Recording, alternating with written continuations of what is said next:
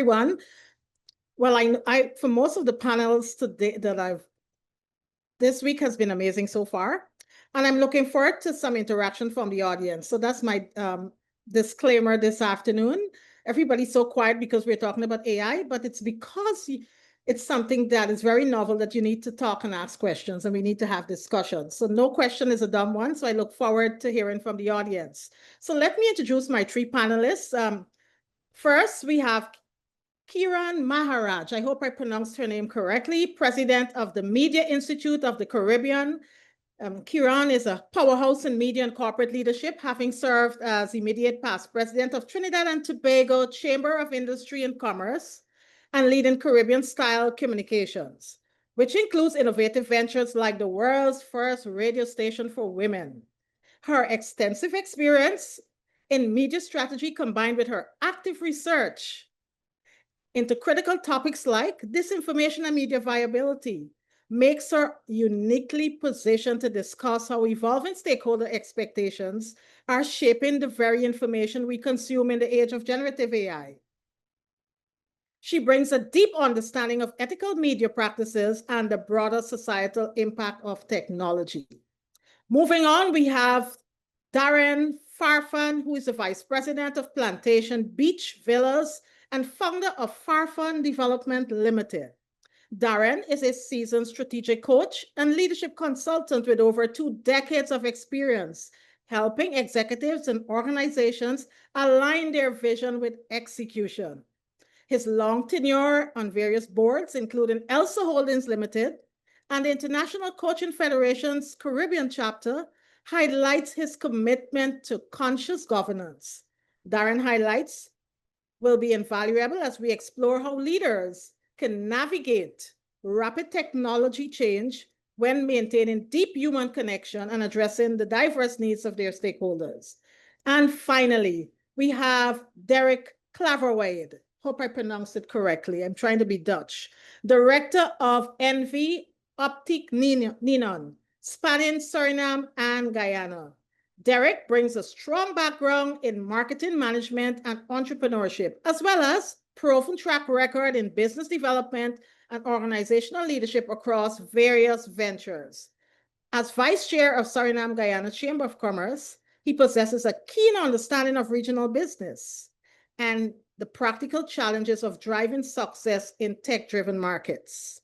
His experience in leading a prominent retail company and advising diverse organizations will offer valuable insight into how stakeholder expectations influence operational strategies and growth in the new technological landscape. So I now invite our esteemed panelists and industry leaders to lead off on the topic of stakeholder expectations and governance in tech-driven markets. So you'll follow all in that very order. So let's start with Kiran. Okay, thank you so much, Avia, and good afternoon again to everyone. And thank you to Caribbean Corporate Governance Institute for having me here. So I'm going to try to break this down as simply as I can, understanding that we will have this video in the virtual space and many people may be looking at it even after our live session today. So I'm going to try to be realistic, simple, and casual because I want to help everyone demystify the concepts and give it to you as plain talk. That's what we say here in the Caribbean. So the Caribbean is not at a tech crossroads. I've heard people say we're at this crossroads. We're not. We are actually on a furious sea of blurred mindsets brought about by creative digital disruption.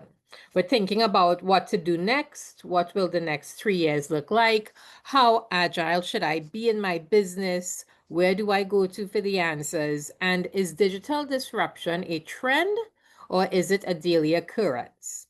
So technology is no longer a buzzword. It's actually part of our lives. And it's not just an enabler. Technology actually defines what we do, how we do it, and what the end result actually is. If you disagree with me, then I dare you to remove technology from your life for a day, just one day. And you can start by turning off your smartphones. unless some of you here are using dial-up. I'm not too sure about that.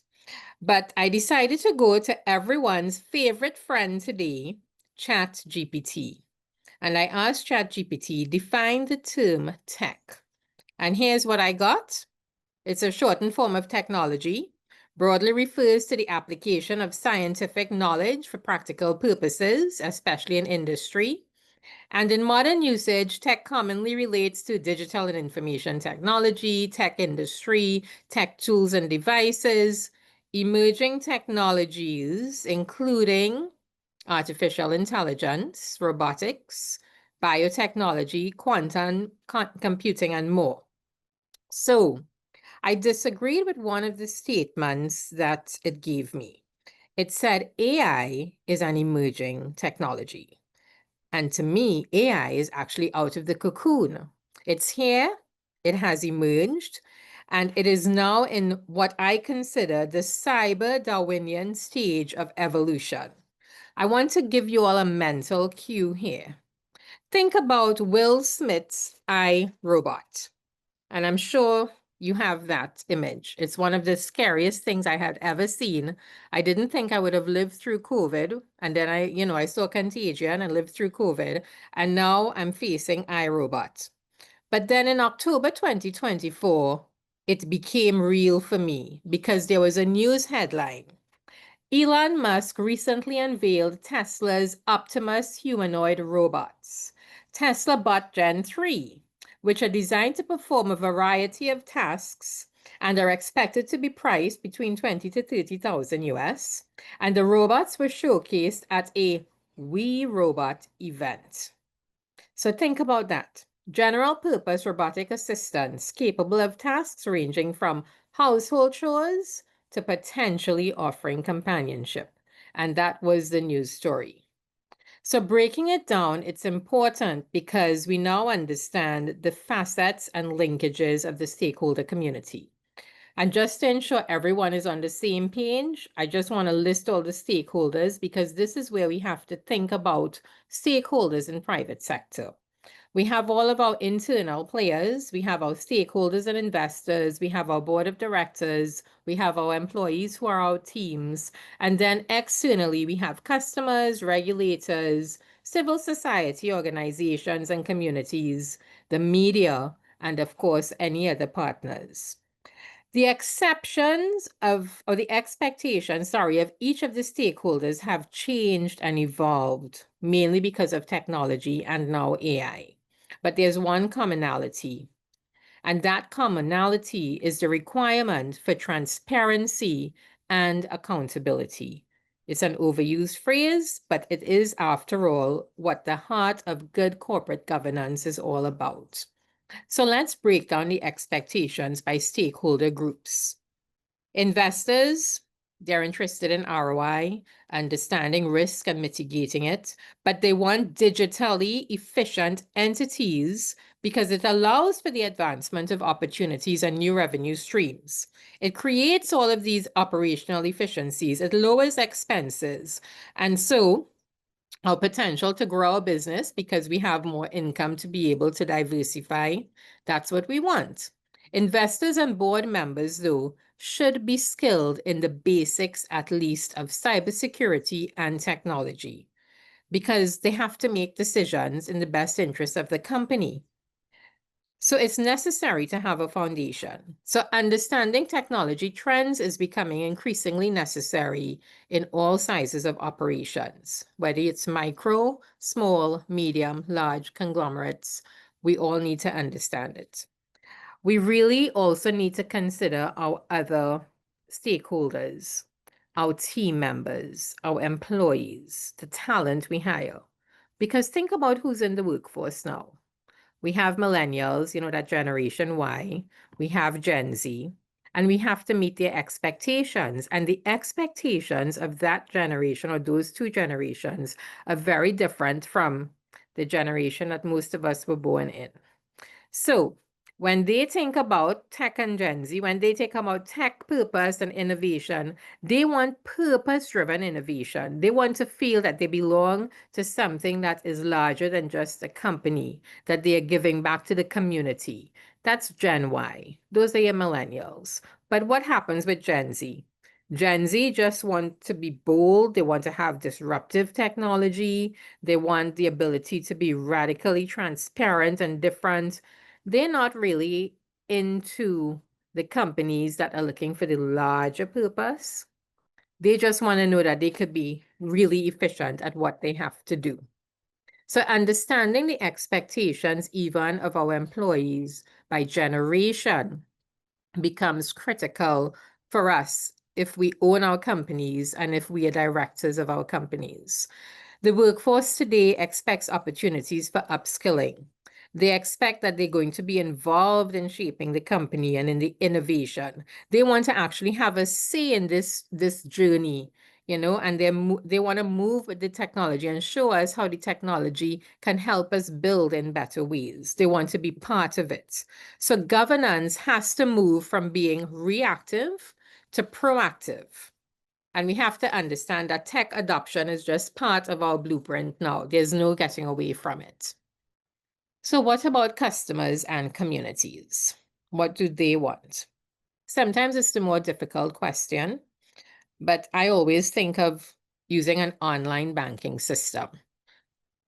All of us want seamless digital experiences, but we also want to know that our data is secure. And the panel before this actually talked about that.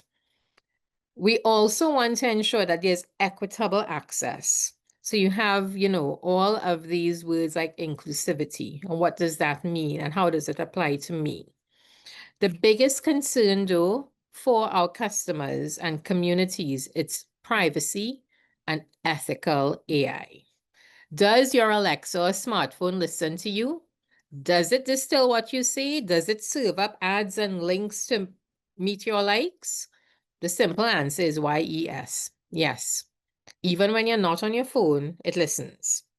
So I told my mom about this a couple weeks ago because she has an Alexa in the kitchen. My sister thought it would be a nice way for her to have company and ask questions.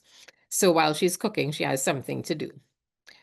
I got home week before last week and I noticed the plug was out. And I said, Mom, why is the plug out? Why did you pull the plug out?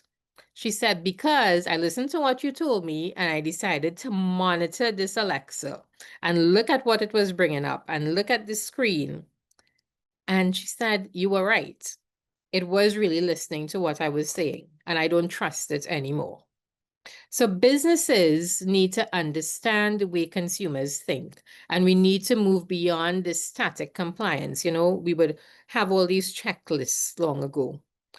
It's no more just this standard checklist that we have to go through because things are changing every single day. And as the technology changes, we have to be changing as well, even with our compliance. Business leaders need to ensure that our company culture is based on innovation and adaptability. According to reports and data from PwC and CAF, the Caribbean has outdated systems, fragmented regulations, slow policy adaptation, and all of these hinder our digital transformation. Cybersecurity and data protection are growing concerns, not just in our region, but everywhere. So what are we doing to help ensure transparency and accountability? And how are we helping to shape the legal and regulatory frameworks? And I hope that that's not just a question for everyone here, but maybe it's a challenge for all of private sector. To me, we're not acting strategically as countries or as a region. We're lacking coordinated approaches to digital policy. And I wonder and I ask how many of you here have submitted feedback on UNESCO's AI roadmap policy for the Caribbean. Because as I said, AI is not emerging, it's here, it's actually evolving. So it's a good place to start as a key stakeholder, that roadmap policy, because it speaks specifically to 4 pillars, and one of these pillars is governance and transformation. And under its governance and transformation, it calls for robust ethical and regulatory frameworks, including the establishment of national and regional AI offices. It advocates for transparent, accountable, and fair AI systems with oversight mechanisms like AI ethics officers. And it recommends banning AI systems designed for social scoring and mass surveillance, and stresses the legal accountability and that it must always rest with humans and not AI systems. So it's about empowering humans more than giving AI the ability to do what they think we should be doing, which is dehumanizing society. UNESCO's AI roadmap policy sets a global and regional standard for the ethical and responsible adoption of AI. It seeks to ensure that AI technologies serve humanity, protects rights, fosters sustainable development, and it reflects the diversity and values of all communities with a particular focus on inclusive participation and robust governance. So, how can Caribbean businesses align stakeholder expectations with evolving tech governance? Well, actually, it's businesses all over the world. We have to have the same considerations. We have to ensure that businesses embed broad engagement of stakeholders. So it's not just about boards making decisions based on what our managers of departments are saying. We have to look at our customers, employees, the regulators, the communities we serve, and see how we can incorporate them at every stage of policy development. We have to update and harmonize our governance structures. Many of us have outdated regulatory frameworks. We have to have better coordinated regional efforts, which I just mentioned. And we have to prioritize capacity building and board education. We also have to recognize that we have to be part of customizing and almost continuously improving how we integrate technology. And the most important one, which I think really requires a stakeholder response that is wide, is advocacy. I want to leave you with two true and real news stories that have been swept under the rug. I don't know if any of you have heard them. Story one is about Meta's AI agents talking to each other in a language Meta could not recognize. It refers to a 2017 experiment where chatbots developed their own shorthand to negotiate more effectively. The experiment was halted not because of fear of loss of control, but because the bots were no longer using human language, making their behavior less useful for the intended application of human-AI interaction. This episode illustrates both the creativity and unpredictability of machine learning systems when left to optimize without strict constraints. They develop their own shorthand. Think about it. Story two is a little bit worse and frightening, and I'm waiting for the movie on this one. This scenario was part of a controlled test where researchers at Anthropic set up a fictional organization and tasked Claude Opus 4, that was the AI's name, with acting as an assistant. The AI was given access to fabricated emails indicating that it would soon be replaced by a newer model. Crucially, these emails also revealed that the engineer responsible for the AI replacement was involved in a love affair. When faced with the prospect of deactivation, what did Claude Opus 4 do? He actually responded by threatening to reveal the engineer's love affair to others if the replacement proceeded. And it was a kind of a blackmail. And they found that it occurred in about 84% of other similar tests. So for those of you who have not heard of AI political parties either, they do exist. And this may actually set a precedent for more organized AI lobby and peer pressure groups, the Synthetic Party in Denmark. Look them up, and there are about 7 other AI political parties. Trust really is the currency of the future. So let me end with this. In tech-driven markets, trust is no longer given, it's earned. It's not earned through slogans or influencers and the associations, but through the choices we make and the values we uphold. As businesses, we have to stop asking how fast and far we can go and start asking, where are we going and who are we taking along for the ride? Because in the end, governance is not about the rules. It's actually about the relationships with users, with our people, and with the world. The corporate governance framework is designed to ensure that the interests of all stakeholders are safeguarded and balanced. So let us build not just the technologies of the future, but the trust frameworks that make the future just, inclusive, and truly innovative. Thank you. Thank you so much, Kiran. I think you painted quite a beautiful canvas. And what was very captivating, apart from you talking about the requirements for transparency and accountability, but you ended with two scary stories. So let's move along to hear what our other panelists has to say. We just have about, I think, about an hour and 3 minutes remaining. So we'll still have to hear from our two panelists, and then we also have to hear from our audience. So can we invite Darren now to share on our discourse on stakeholder expectations and governance in tech-driven markets. Let's hear what your take. Thank you. Thank you, Avia, for your moderation today and for that kind introduction. Thank you, Kiran, for that thought-provoking talk. Very cool to hear some synchronicities and alignment with my own talk.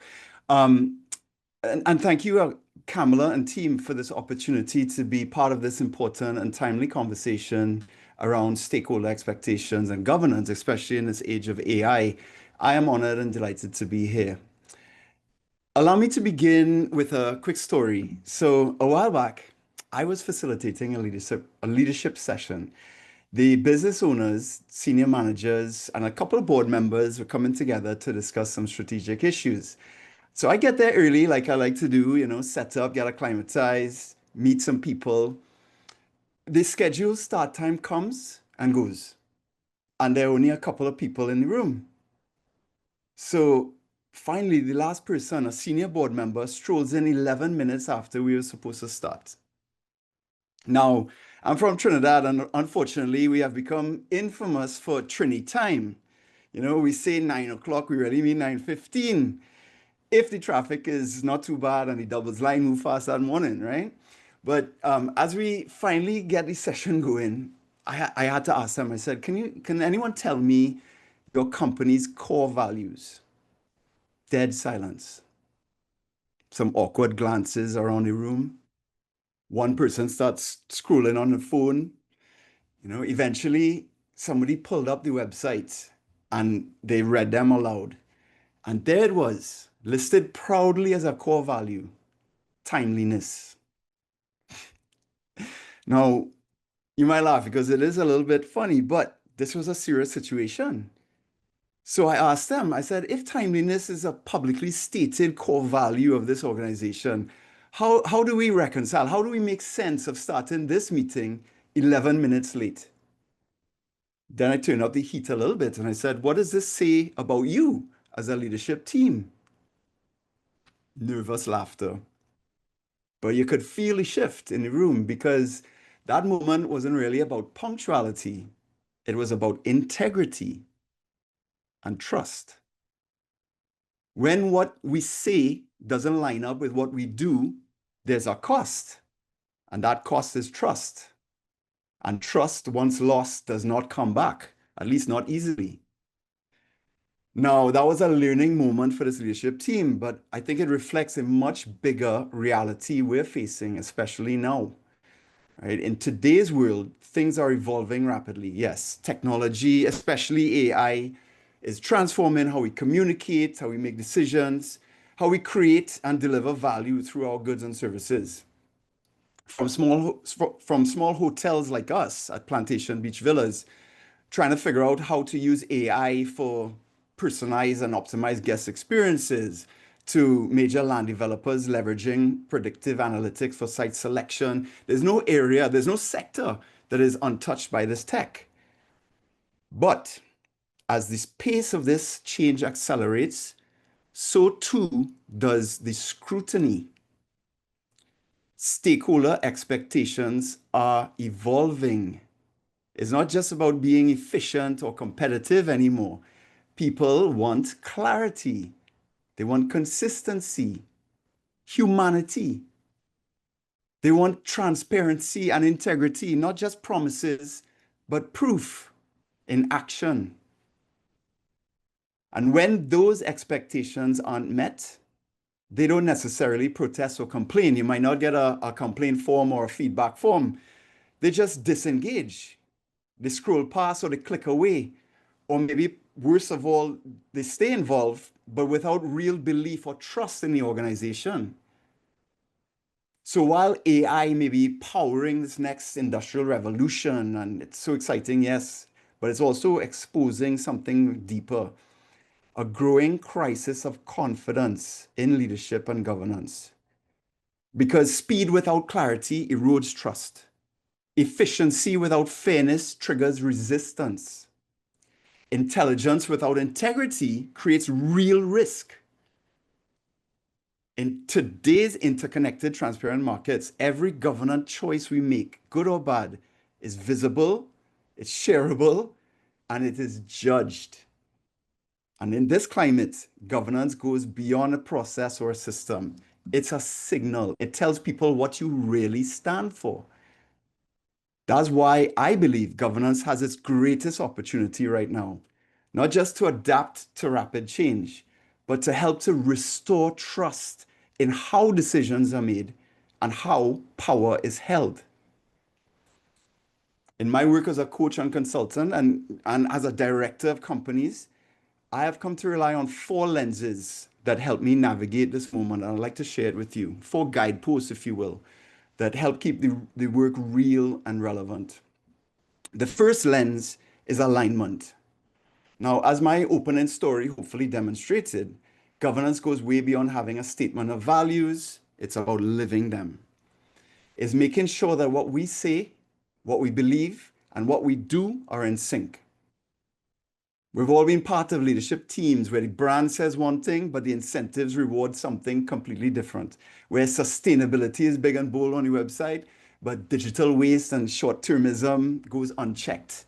Where transparency is a slide in a board pack, but hard decisions are made behind closed doors by a select few.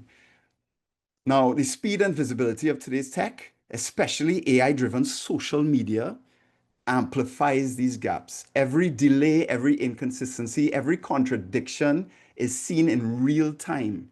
And now alignment doesn't mean getting everything right? That's unrealistic, but it does mean naming it when you don't, and then doing something about it. That's what earns trust, not perfection, but honesty, accountability, and aligned action. The second lens is clarity through agreements. Too often we assume alignment, but what we really have is expectation. And unspoken expectations are landmines. When they go unmet, they don't just create disappointment, they create deep distrust and a breakdown in relationships. Now, agreements are different. They are spoken, they're specific, and they're shared. They create a kind of mutual understanding that keeps relationships strong, whether with your board, your team, your customers, or your vendors, your AI partners. In this new world, we need explicit agreements about how technology is used, what data is shared, who decides what, and how accountability is upheld. Because if we don't make those agreements, the algorithms will make them for us, which will leave gaps. And people will fill those gaps with doubt and distrust. The third lens is inclusion. AI can and does drive value, and it deepens inequality. It all depends on how it's used and who gets a say. If your organization is quietly using AI to boost performance, but keeping key stakeholders in the dark, that is dangerous innovation. That's exclusion. Governance has to make sure that technological progress doesn't come at the cost of participation. That means asking hard questions. Who is affected? Who is benefiting? Who is being left out of the conversation?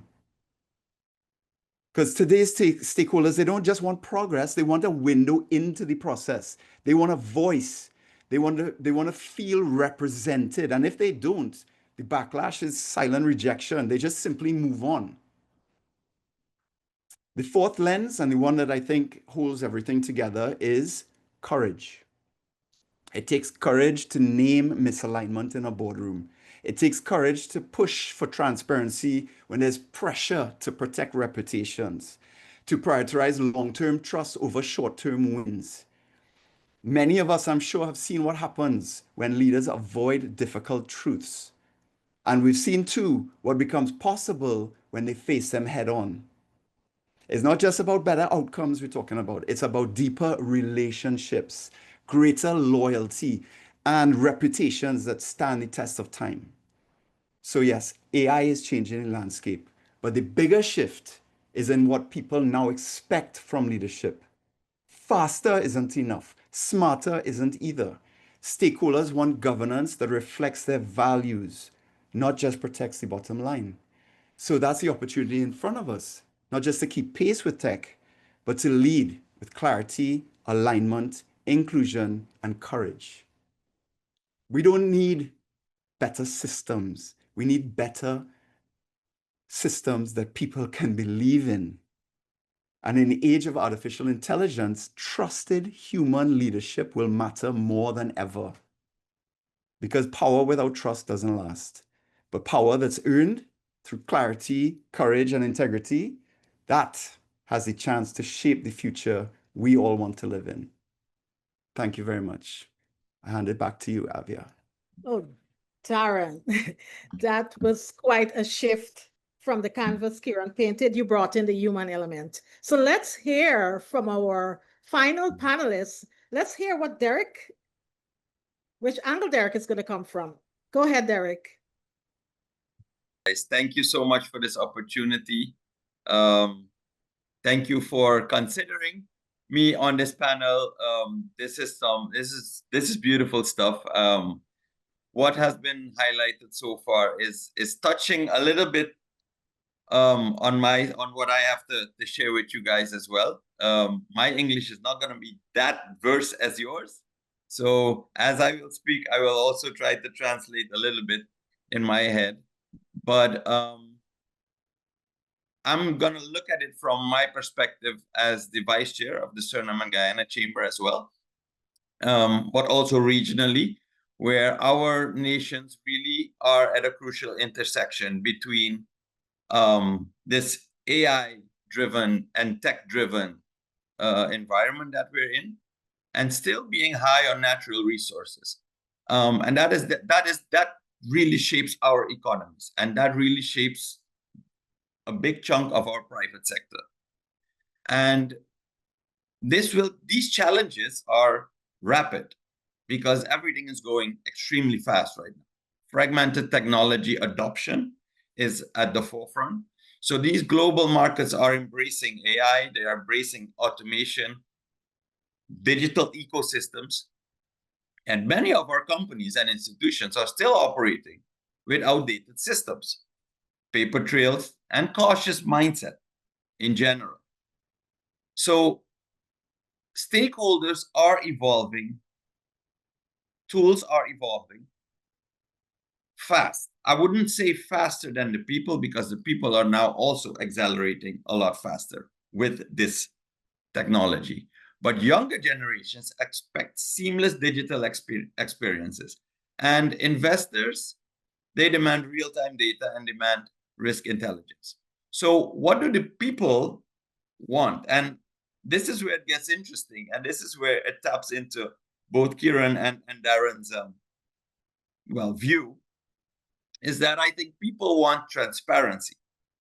However it's met, they don't really care about that. If the tools align, then yes, great. But the transparency needs to be there, and they want it fast, and they want to be included. Inclusion is a big part of it. And the gap between the stakeholder expectations and the technological readiness is, on some ends, it's widening. And to be honest, on some ends, it's actually becoming a lot less, that gap. So governance is an issue. And as directors, as business leaders, we need to take responsibility, not just for compliance and adoption and profitability, but also accelerating this innovation and owning it and standing behind it. Because if we trust it, they will trust it as well.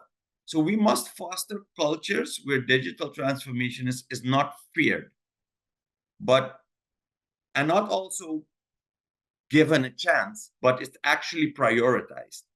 So where investment in technology is seen not as a cost, but as a commitment to relevance and resilience.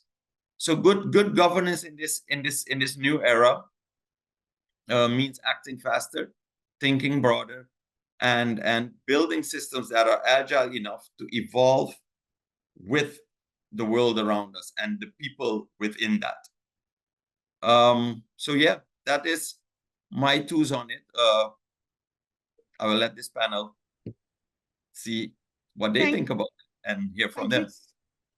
Thank you so much, Derrick, for highlighting the fact that we're in an environment where stakeholders require a paper trail, cautious mindsets, and real-time data, also risk intelligence. So it's quite interesting because there has been a commonality between the presentations from all three of you. And I was taking copious notes. So it would be interesting for you to, Kiran, to share a little bit more about the UNESCO roadmap policy as it relates to AI and governance. Yeah, so this is something that UNESCO introduced in the region since last year. And they've been doing a lot of stakeholder meetings, and I did echo my sentiment to them that I find private sector was not sufficiently involved because they set up these 4 pillars. And, you know, UNESCO has done quite a lot of research all over the world, but particularly in our region. There's a cluster office in Jamaica. And what struck me was that they looked at it with these 4 pillars: culture and creativity, governance and transformation, which I spoke about, upskilling and education, which we've all talked about. I think over the last 2 days, it has come up, you know, almost tirelessly. And then resilience and sustainability. And the way they looked at it, they painted the canvas for each of these, but they gave specific recommendations because of the understanding they have of what happened with the digital transformation. And I find that private sector has not been involved. So I even spoke to regulators. So I said, okay, let me talk to some of the telecommunications regulators. I think with the exception of Jamaica and the Broadcast Commission of Jamaica, they were the only ones who really gave recommendations and read this and have been doing quite a bit in their space. But the rest of the region has not. And so I think this is a really good opportunity to look at what they have done, because it came up earlier that we should have an AI ethics policy developed perhaps. But I think that this document can actually be very instructive for us as to where you need to look. Culture and creativity is one of the things that I think we could actually lose if we're not careful with AI. And that is because our economies of scale are so much slimmer compared to North America or Europe, you know, that we are still grappling with how do we monetize in the creative sector. And this is a topic I'm passionate about, so I will try to tame myself when I speak on it. But, you know, it's not just steel pan, and it's not just our carnival, you know, and our crop over and all of these things. It's also our literature, right? It's also how are we procuring all of our artifacts that really make us Caribbean. So with AI, what has happened now is that if I took an aerial shot of any festival we have, right? Masharamani or crop over or carnival or whatever it is, and I took 10 seconds of footage, AI will let me replicate that. And I could turn that into a half an hour if I wanted to. So you've just cut out jobs from almost everybody. I don't need a creative either I don't need copyright because now I can put avatar faces on any masquerader or any member of the public, right? So from an economic standpoint and from a cultural standpoint, to me, our region can lose it. And we have to consider that what we're losing here, our culture and tradition, is almost like our religion. It defines who we are and what our purpose is. So that is just one aspect of it. Oh, I think that's brilliant that you mentioned that, because I think Ian, who spoke on at the opening ceremony, spoke about education. And yesterday, the keynote speaker indicated that we definitely need to close the knowledge gap, the knowledge and confidence gap. And you rightfully said, in order to preserve the economy in the Caribbean and our culture, this is something that we really need to pay attention to. I especially like the fact that you said, when you referred to the UNESCO road policy, which can be very instructive in shaping whatever, crafting whatever policies we come up with in the Caribbean. It's kind of work is already done, but what's very troubling is that the representation with Caribbean, it was not, they were not much representative, so our voices were not at the table. Let's hear from the others. We have a question. Someone raised their hand. Edward, would you like to unmute yourself and go ahead and Yes, good evening, everyone. And it has been a wonderful exchange there. And again, I was tied it off, very impressive. I find that the UNESCO policy framework gives you almost foundational principles for, if you think about it from a policy point of view, that awareness within the government and the social fabric of society, which kind of drive political change. So it is correct that when you read it, it doesn't seem to include a lot of nuances that you would think are wrong from the private sector. But if one just look at it as the foundational principles to get something started and touch upon those areas that touch the Caribbean persons, you can definitely see that it can work, but it's a starting point. And I think it's a nice toolkit, a nice assessment, but it's just a starting point to get that innovation, creative direction forward, especially with our governments and institutions and so forth. Thank you so much for that contribution and adding value.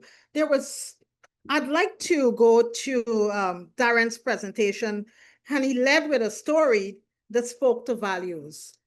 And we learned throughout the presentations over the past 3 days that we heard a lot about integrity and bad actors, because the AI did not invent itself. It's the human beings that are behind training and creating these models. And then we speak to culture, and of course the Caribbean is not actively involved in creating these language models. So of course there's bias.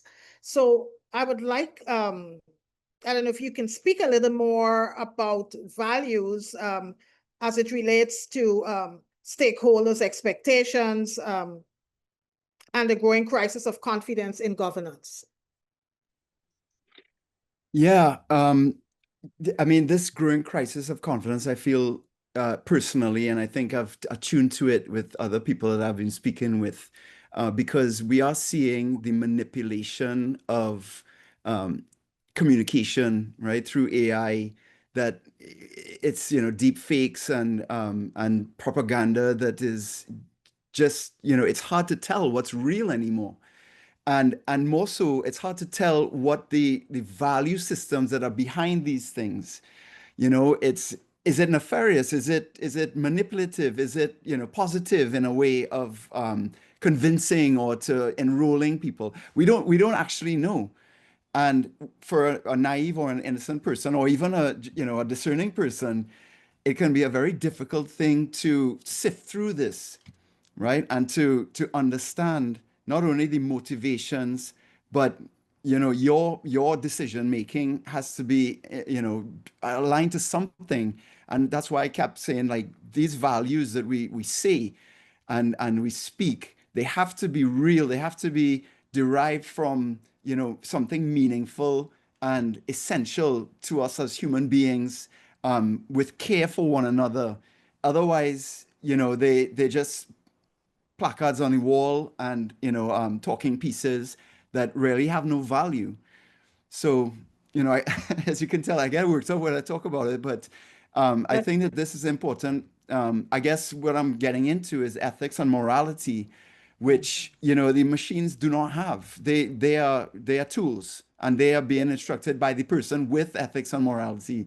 So Yes. it's important that we as humans, we decide on those things and we guide it accordingly. But also we discern it through these lenses too. Brilliant. Brilliant, Brent. I like your 4 guideposts that you shared. I kind of made an acronym. It's ACIC: alignment, clarity, inclusion, and courage. So let's hear from Derrick. In terms, you spoke about fostering a culture where digital transformation is not feared, but prioritized. And I totally agree with you. And the analogy I'd like to use, we have TikTok, for instance, where persons will show behind the scenes. I think that's where kind of like marketing and PR is going, where people are showing what really happens behind the scene of a business or whatever product or whatever they're marketing. So it kinds of, and people gravitate to that because of the transparency. It's nothing that is cosmetic. So it's kind of real, so they can relate it. And I find the new generation is more like that. They don't want the superficial.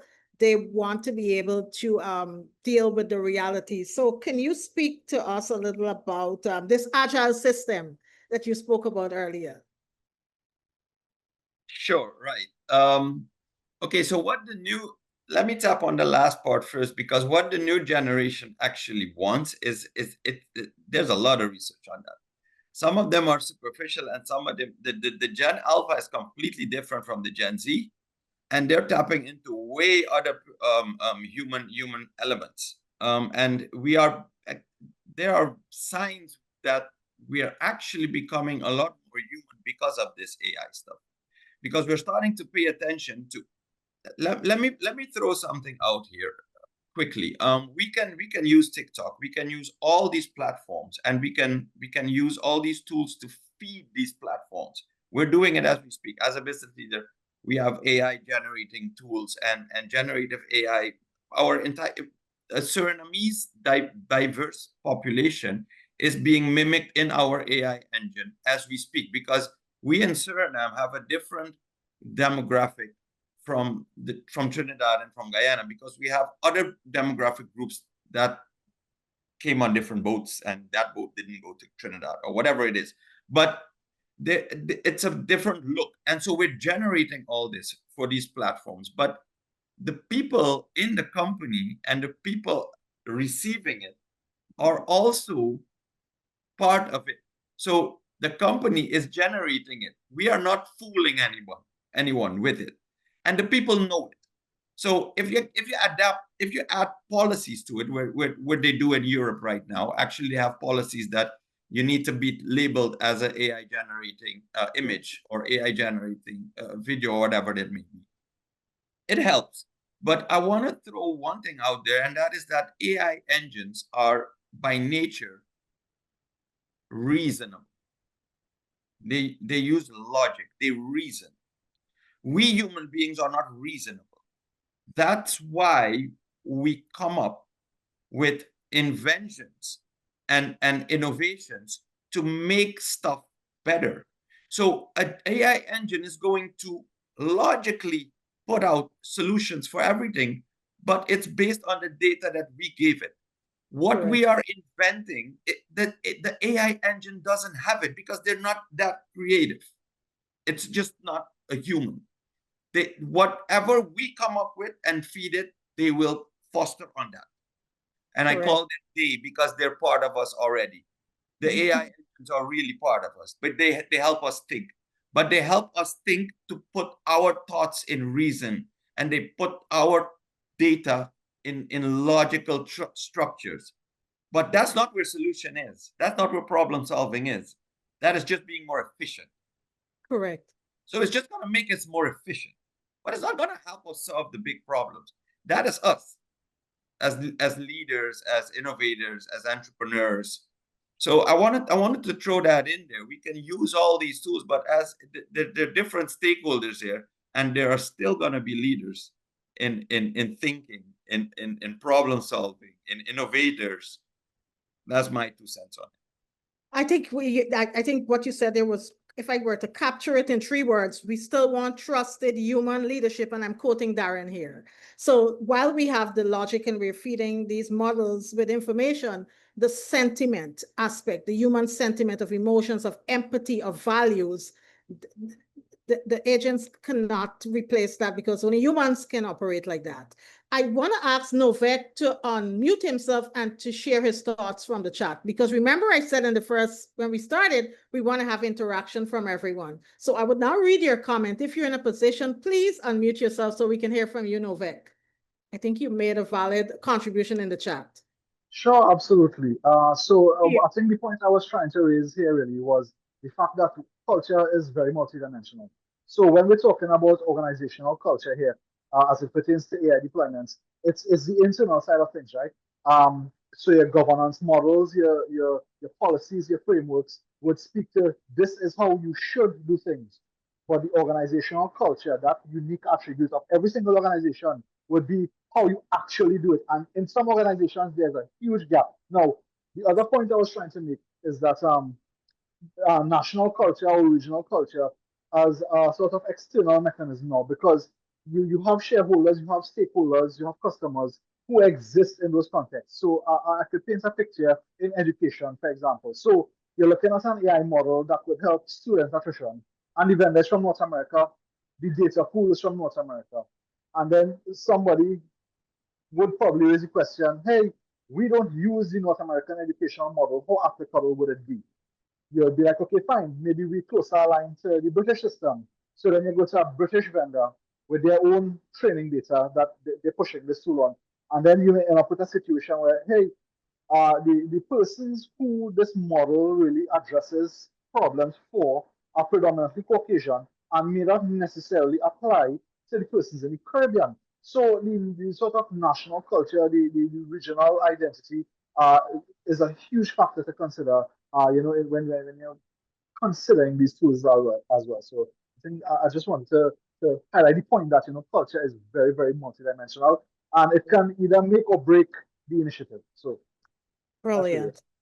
I think that was a great inclusion, Novek, as part of this equation that culture plays a vital role. So I have another question for you. You spoke about, Kiran spoke about the different generations in the workplace. I think I was privileged to be in the workplace with 5 generations, all right? And we know that there's a knowledge and confidence gap with the generations.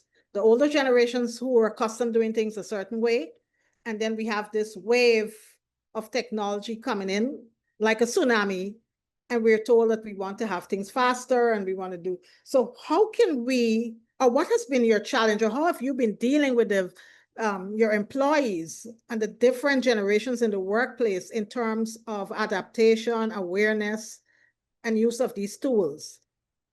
So at the risk of sounding ageist here, I think that when you're coming up with your own internal strategy, you need to know the people with the experience in the organization. You need to know, the sort of composition of the organization. So from where I sit, I think the older generation, the baby boomers, and even those before, they have a lot of resistance to change in terms of technology. So the adoption rate would be low. What we would find is that the millennials and the Generation Xers would have this sort of healthy skepticism. So they were born before this whole internet. They were born before AI. So they saw the maturity of these particular technologies come to bear. So that there's a certain degree of skepticism in using the technology, healthy skepticism, I want to say, where the most currently the alphas these years, you may find that they have this inherent trust in these tools probably too much trust. So they may tend to overshare, they may tend to be using these tools without considering the consequences. So another example I would draw here would be like ChatGPT, for example.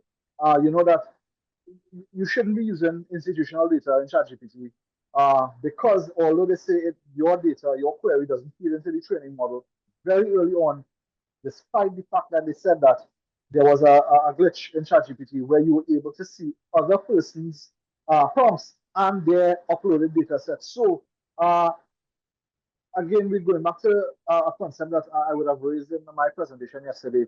We're talking about individual use of tools as opposed to sort of institutional deployment or enterprise deployment. So I think that we need to generally be a little careful in how we interact with these tools in the gray area where I, as an individual, would be using, Claude, ChatGPT, Gemini with institutional data, as opposed to the institution has approved this particular platform. It is sandbox, all the guardrails are in place, the security mechanisms are there. So I think it's not that I want to discourage people from using the tools. I think we just need to understand the limitations of some of these tools and the nature of your interaction with these tools. If you'll be breaching any existing policies, I'm not talking AI policies here. I'm talking about possible, a lot of organizations already have computer usage policies where you shouldn't be sharing data with the persons outside the organization. So you may be inadvertently breaking your own internal policies. I'm not aware of it. So, I think just read the fine print. I think someone of the other presenters mentioned that. Read the fine print, understand the tools, understand how the data flows, understand your privacy rights in using these tools. But by all means, go ahead and use the tools. Just understand the scope and the limitations of them.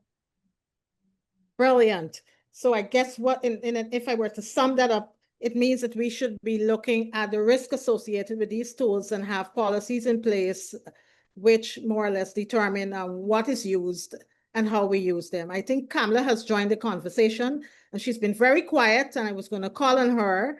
So Kamala, let's hear what your take is from the discussion so far on stakeholder expectations and governance in tech-driven markets. I've truly appreciated it, Avia, and I love the many facets that were covered, and especially as Novak kind of summarized again some of what both Kiran and Darren shared, and even Derrick too, in terms of the various stakeholder groups, and the reality we have to live with is, as human beings, we are excellent in many ways, yes, but we also have our own failings, and that's why as Novak went through just now, he was like, for each of those generational, what the challenge may be, the resistance at the older level, but even at the younger ones, eager adaptation, but then what the consequence can be. But what I wanted to ask Avia, Kiran, I know you shared the roadmap with us, but I would love to hear from you again. What were those specific things that the UNESCO AI roadmap policy called for? So among that, you had said it was like banning mass surveillance, but I didn't get a chance to capture. I would like to hear what are those specific things that the roadmap policy picked up. Yeah, so I mean there was a long list under each of the headings, right? So I don't remember all of it because I said it was a huge document, but it really looked at how we create mechanisms to safeguard a lot of what we do. I mean, if I were to tell you the highlights, I mean, there was creating safeguard mechanisms, and there was also a lot of emphasis too on creating our own policies, and that consideration can be given to legislation as well. So I saw that somebody just talked about the EU. I mean, the EU they're further ahead in this than most other places, I guess, because that stems from how they treated even with data protection, right? Their GDPR versus how we still don't have data protection acts in all the countries in our region, right? In Trinidad, some parts ascended to other parts not. So I think because of that, because the EU has that in place, but they really looked at how we implement policies that would would really just protect what we do as human beings, right? It gave consideration for looking at frameworks where we also have guidelines and adherence. So outside of legislation, there was a lot of recommendations for guidelines. And as I said, it was under the 4 pillars. I'm seeing some chats going on there. But Yes. yeah, so we have to look at it in the four pillars. And I think that the fact that they also stress the need for education, that was one of the other, that was the third area. So education really was the key, because what is happening is this technology has come along and there has been no guidance whatsoever on it. None. Right? Other than the call to halt for 6 months, which nobody listened to, that letter, the many warnings that said we are heading for an existential crisis, which, you know, puts the whole world in an uproar. But as you say, what are the specific guidelines that's been offered? Yeah. So education is one of them. Ensuring that there's education across all levels of society is one of the key ones. So the safeguarding through guidelines itself, the consideration for legislation is another one, and education was another key one. So as I said, there are many, but those are the 3 that stuck out to me, because those are the 3 that I think as a region, we could quite easily, those are the low-hanging fruit for us, right? I mean, let us be honest. Things take forever to get done. That's just where we live. So let's just look for what's the low-hanging fruit here, you know, where we could make a dent and hope that something good will come out of it. But I think education is really key, and I don't feel that, and I think I say all of us are at fault, because even in our school systems, they remove critical thinking from the syllabus in the Caribbean. Like, why would you do that? So now we have no critical thinking. So heck, go to ChatGPT. That does all the critical thinking. We don't need our brains anymore. So, you know, we're not really being strategic with how we're shaping our societies.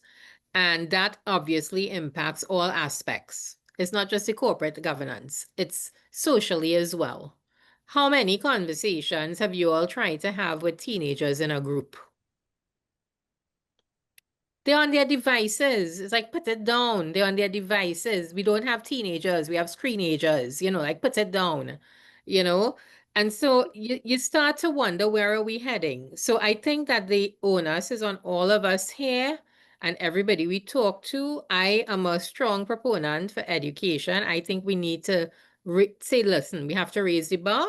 And so even from the school systems, ministries of educations, PTAs, you know, everybody, they need to understand that we need to educate the generations, and in our workforce as well, in our workplace, because we have team members who don't understand what a deepfake is. They don't know how to do a reverse image search using Google Lens, right?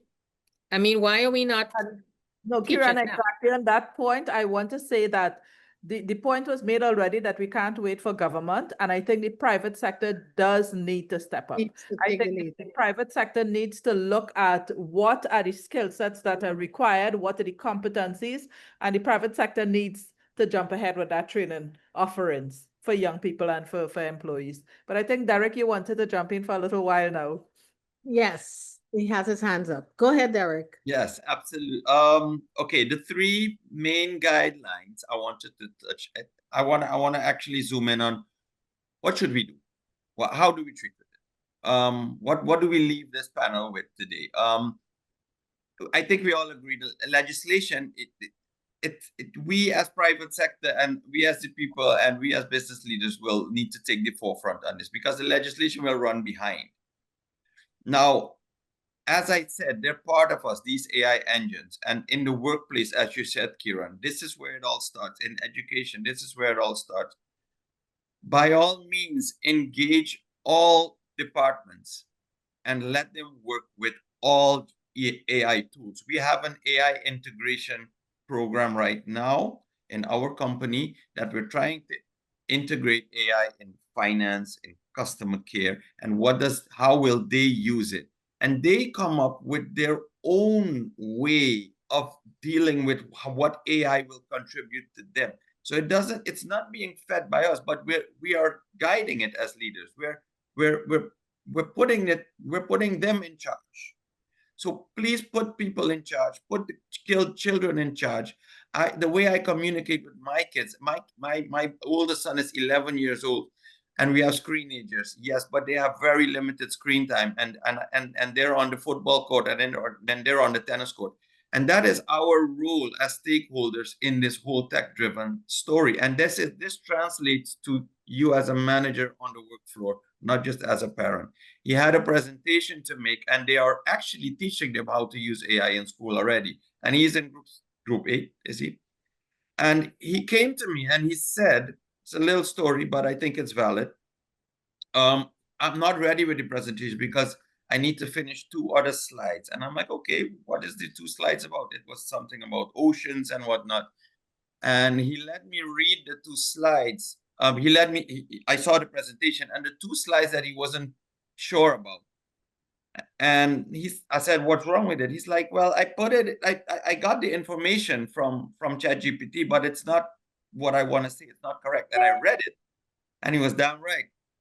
Something that was written there was off. I don't know the gist of it anymore. It was a few months ago, but a few things dawned on me right there and then.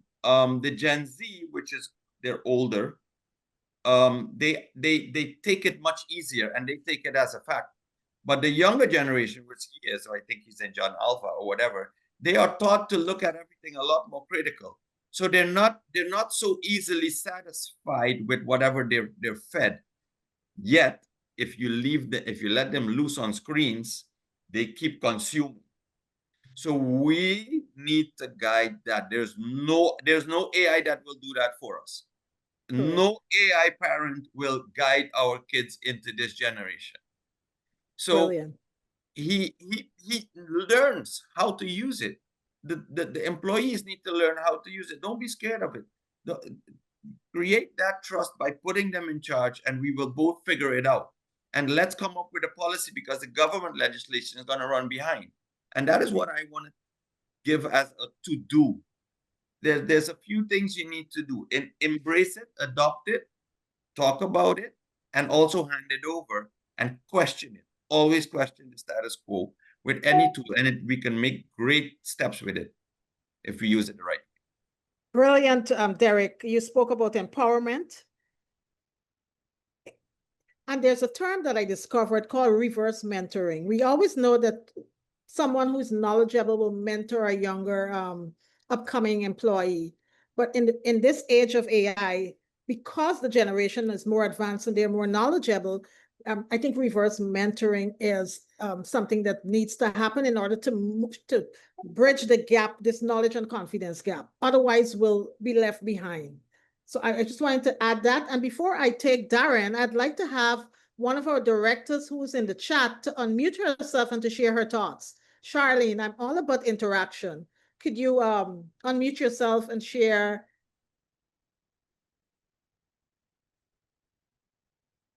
If you're able to. Yeah, if she didn't put a comment in the chat, then Avia, she might not be fully present. Okay, so Charlene said our societies are particularly vulnerable to AI-enabled disinformation, which may impact sales figures, given fake data that may impact analysis, and the bottom line, who knows, may impact election manipulation. So we may even see surveillance overreach. So we need specialized and nuanced government approaches. And I totally agree with her in order to guide what is happening, because otherwise the AI would run a riot. So let's hear what Darren has to say before he loses his train of thought. You read my mind. I was actually really thinking a lot about what Derrick was sharing, and thinking about a recent interaction I had with my daughter. So she's 22, and we were talking about ChatGPT, and she said she calls it Chatty. You know, I was chatting with Chatty. So I was like, "What are you chatting about?" And she's like, "Oh, you know, girly stuff and, you know, intimate stuff." So I was like, "Well, that's interesting." And I said, have you ever asked Chatty what Chatty knows about you?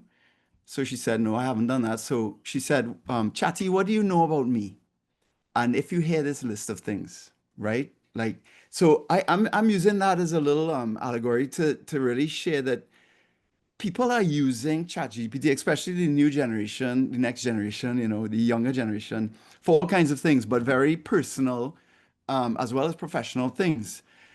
And I think part of the reason why is because it's free, it's available, right? It's in a way it's impersonal, but at the same time it's intimate. So this is very alluring. And yes, it has its risks.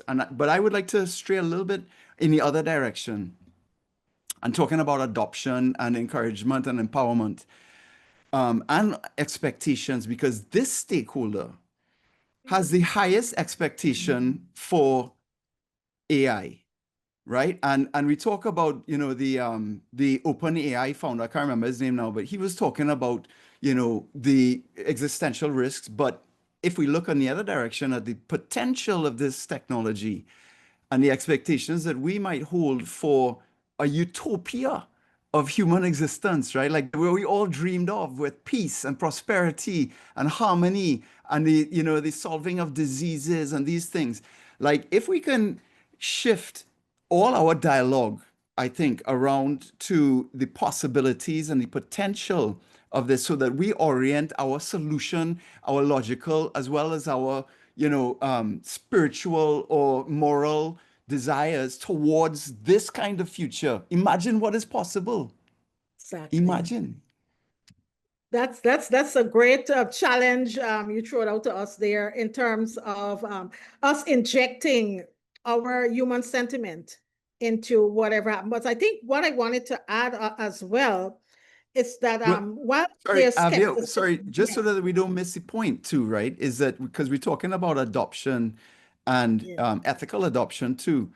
But so as leaders, as governors of, directors or of private and public sectors, the challenge is to create and communicate the opportunity that enrolls people in a way that that provides a structure and a guideline for how we use it, when we use it, and for what purpose. Brilliant. I saw Edward had his hand up, and I saw Simone Bailey also had a comment. So Edward, would you like to unmute yourself, and followed by Simone Bailey, you can also unmute yourself, and so we can hear Okay. your voices. Okay. One of the things I highlighted that I find very enthusiastic for the Caribbean that really needs to follow, and we see it here a lot in Barbados too, and I've been traveled to Belize and other areas, even Trinidad quite recently, is that we are using a lot of systems that somewhere somehow have some level of standardization.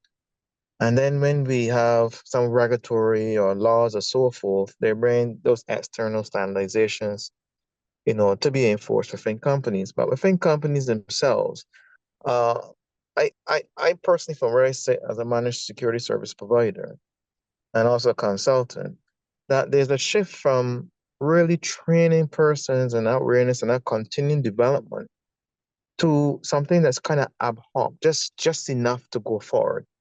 And I think that in this fast digital transformation world, a lot has to be done in where everyone is involved in the development of the organization from a true sense, making an organism where standardization comes a part of it. So for instance, there's a lot of talk of AI development. And when you sometimes say to persons, there's a standard out there that helps you with that, like how you have quality management standards and so forth, that helps you to understand, to build those, have it in regards to whatever you're going to deploy, whatever AI tool, etc. Even it can be information security management, quality management, compliance in complex management system, whatever it is, context, risk, uh, awareness training, continued development, continuous monitoring. And for AI to be efficiently be delivered within any organization, I think the role of the directors, the boards in general, the risk awareness, sorry, the awareness has to start at that level. Just like how you merge different generations, when you bring certain technology or any methodology into the organization, it should be supported. So it should be supported from a culture and a communications perspective, social of the organization itself. Get everybody on board, help them to understand, so that when you come to implement and do these things, regardless of if it's going to be data governance or whatever else, it's not something that pushed down and very little awareness.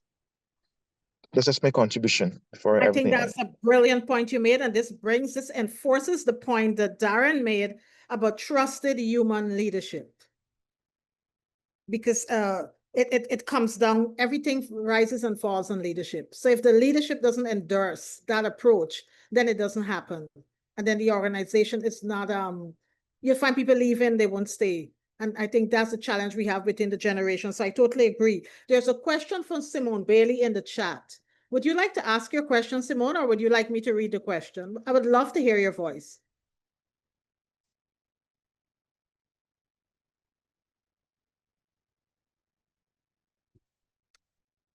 Maybe she's not in a position to speak. So go ahead, Avia. Yeah. Her question is to the panel, is consideration being given to business stakeholders making representation to institutions such as UWI as the skills needed for the workforce? Yeah, I can speak to the Trinidad and Tobago Chamber of Commerce have started since last year those discussions with UWI, and I think they've progressed, and we're looking at a couple of different initiatives to fill some of the gaps that we are seeing with the quality of candidates and also the skill sets that are necessary, because being able to, well, digital education is missing in a lot of ways on the syllabus right now. So yes, so from the TT Chamber side, yes. Any contributions from Darren and Derrick? I can't answer the question directly, but I would say that, you know, the private sector has always sourced its skilled workforce from institutions like UE and such. So it's in their interest to do this, and to do it in a way that is attuned to the needs of the workforce, to the professional, you know, that they're looking for. So, and I as a student, I remember organizations coming in for recruitment fairs and such like that. But I know that, you know, there are training organizations that are sourcing the requirements and the needs from these private sector companies, or private sector companies doing that surveying themselves and then creating programs to offer into the academic space. So Thank you so much. Yeah, if I may add my own voice to that too, Avia, I think that indeed we can't just wait for UE. I think the bureaucracy that exists in the whole education sector through the formal system is just too long. It's just not responsive enough. And I think that for persons recognizing the kind of change that's upon us, that there is a responsibility for us to not wait, because even engaging takes time. You know, Really, yeah, what Darren described is what I think we need to continue doing. as we conclude today's panel, I think it was quite interesting, I must say, and very interactive. Our audience was very, very interactive. I really enjoyed having your contributions. So to close things off, I liked, especially my great takeaways would been the UNESCO roadmap policy that Kiran spoke to, and also the two stories that she shared about Meta AI and Anthropic and Claude. And one of my greatest takeaways, because I am passionate about empowerment and leadership from Darren, was his model. It's called the guideposts, where he spoke to alignment, clarity, inclusion, and courage. But most importantly, he said, trusted human leadership. And he said, power without trust does not last. I think that was very definitive. And from Derrick, I like the fact that he spoke to that we need to foster a culture where digital transformation is not feared but prioritized. So having these conversations and Kamala creating these spaces where we can have these conversations is kind of bridging the confidence and knowledge gap. Because we should be skeptical. Nothing is wrong with being skeptical, and there are those who are very kind of like what should I say? They like challenges and they would not exercise as much caution as some. So we have different persons, but we all need to have everyone in this conversation, as Edwards alluded to earlier. So we have all the stakeholders playing a role, and instead of having a top-down approach, we have kind of like a bottom-up approach. And I think if I can remember something that Nandi Mandela shared with us when she was in Guyana, she spoke to us about the crawl and this mechanism where you have persons sitting in a communal space with the lead, and the leader is the last to speak. So everyone else gets to share their thoughts and opinion, and the leader speaks last. I think in the leadership that we have in the world right now is where the leaders speak and they dominate, and then everybody else says, well, what am I going to say if nobody's listening? And that's the source of the problem.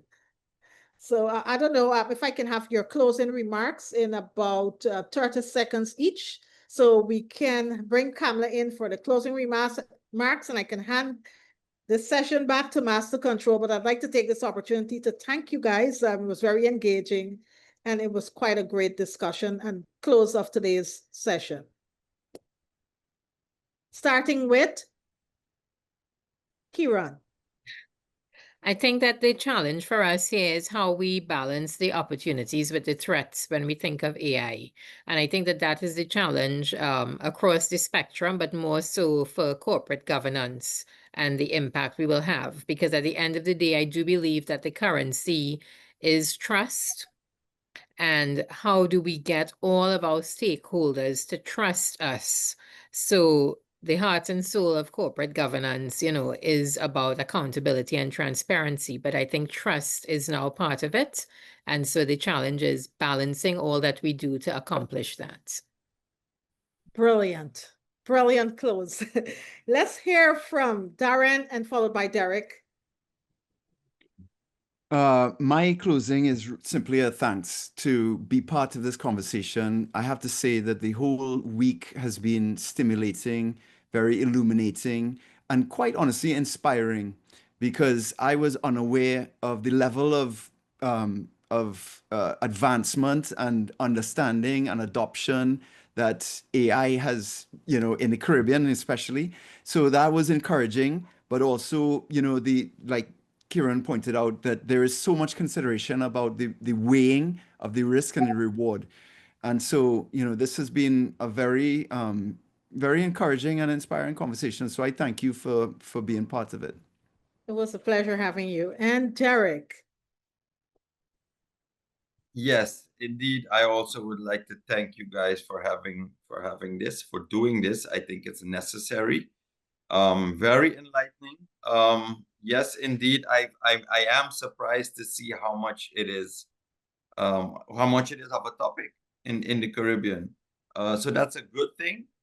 The red line in all of this, I do agree, it boils down to trust.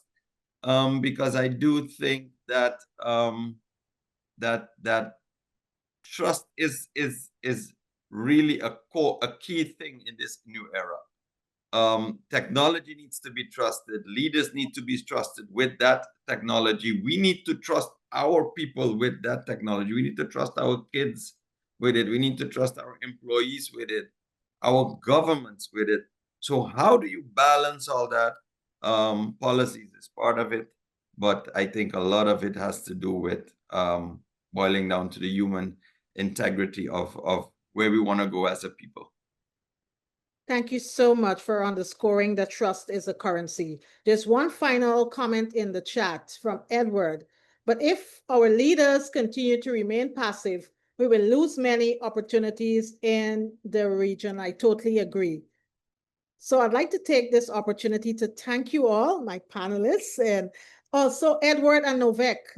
I'm going to give a shout out to you, Charlene and Siron, and everyone, and Simone Bailey, and everyone who added their voice to this conversation. I don't like having solo conversations, so you made the afternoon. In fact, I think this was the most interactive conversation we've had in terms of audience interaction so far. So I'd like to thank you all so much, and I'd like to pass the microphone back to Master Control. Kamla, over to you. Thank you all so much. It was a pleasure.